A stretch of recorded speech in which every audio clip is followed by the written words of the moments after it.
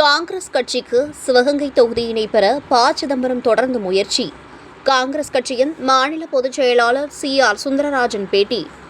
மதச்சார்பற்ற ஜனநாயக கூட்டணி சார்பில் இன்றைய தினம் 2026 தமிழக சட்டமன்ற தேர்தல் வேட்பாளர்கள் அறிவிக்கப்பட்டனர்.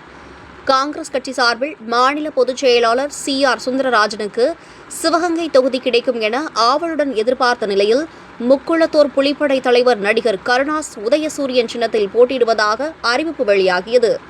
இதற்கு எதிர்ப்பு கிளம்பிய நிலையில் இன்று காங்கிரஸ் கட்சியின் பொதுச் செயலாளர் சி.ஆர். சுந்தரராஜன் பச்சேரியில் உள்ள தனது இல்லத்தில் செய்தியாளர்களை சந்தித்து பேசினார். அப்போது அவர் கூறியதாவது: 2026 ஆண்டு தமிழக சட்டப்பேரவை தேர்தலுக்கான தொகுதி பங்கீடுகள் நம்முடைய திராவிட முன்னேற்ற கழக காங்கிரஸ் மற்றும் கட்சிகள் சார்பாக தொகுதி பங்கீடுகள் முடிந்துவிட்டன, நல்லபடியாக முடிந்துவிட்டன. சிவகங்கை சட்டமன்ற தொகுதியை காங்கிரஸ் கட்சிக்கு பெற வேண்டும் என்று மாண்புமிகு முன்னாள் மத்திய அமைச்சர் தலைவர் ப. சிதம்பரம் அவர்களும், சிவகங்கை தொகுதியுடைய நாடாளுமன்ற உறுப்பினர் மரியாதைக்குரிய கார்த்திக் ப. சிதம்பரம் அவர்களும் இந்த நிமிடம் வரை கடுமையான முயற்சி செய்து வருகிறார்கள். இன்னும் எத்தனை முயற்சிகள் எடுக்க வேண்டுமோ அவ்வளவு முயற்சிகளையும் எடுத்துக்கொண்டிருக்கிறார்கள், எடுப்பார்கள். ஆகவே அவர்களுக்கு சிவகங்கை சட்டமன்ற தொகுதியுடைய காங்கிரஸ் கட்சி சார்பாக நெஞ்சார்ந்த நன்றியையும் வணக்கத்தையும் தெரிவித்துக் கொள்கிறோம்.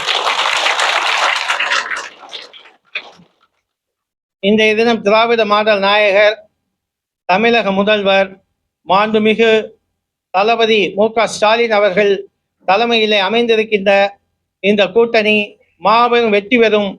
அதற்காக சிவகங்கை மாவட்ட காங்கிரஸ் தொண்டர்கள், தோழர்கள் அனைவரும் ஒத்துழைப்போம் என்ற உறுதியை இந்த நேரத்தில் நாங்கள் தெரிவித்துக் கொள்கிறோம்.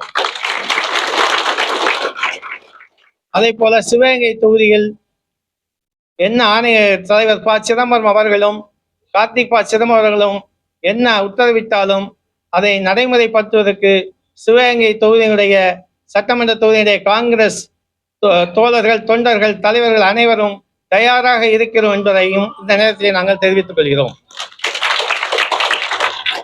இந்த கூட்டணி தர்மத்தை கடைபிடித்து இந்த தொகுதி மிக பெருவாரியான வாக்குகள் வித்தியாசத்தில் வெற்றி பெறுவதற்கு நாங்கள் உறுதுணையாக இருப்போம் என்பதை உங்கள் வாயிலாக தெரிவித்துக் கொள்கிறோம்.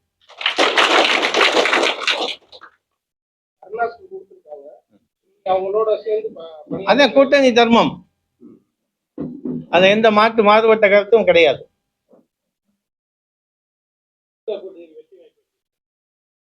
அதிகமா தமிழகம் முழுவதும் 200 தொகுதிகளில் வெற்றி பெறும். மீண்டும் தளபதி ஸ்டாலின் அவர்கள் தலைமையிலே ஆட்சி அமைப்போம்.